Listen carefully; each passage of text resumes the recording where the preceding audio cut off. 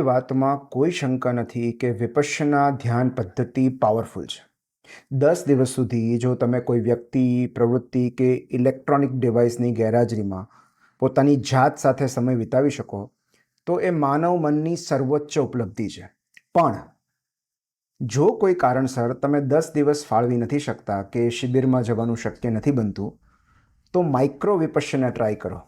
હકીકતમાં એવો કોઈ શબ્દ નથી, આ તો મેં પાડેલું નામ છે.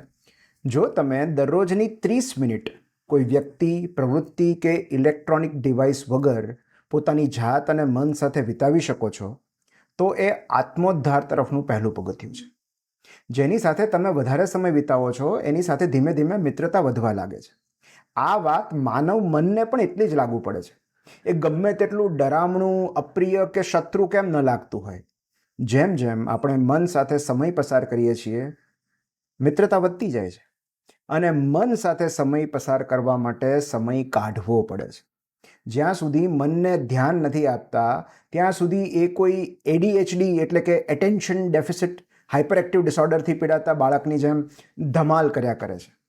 જેવું એને એટેન્શન એટલે કે ધ્યાન મળી જાય છે, એ શાંત થઈ જાય છે.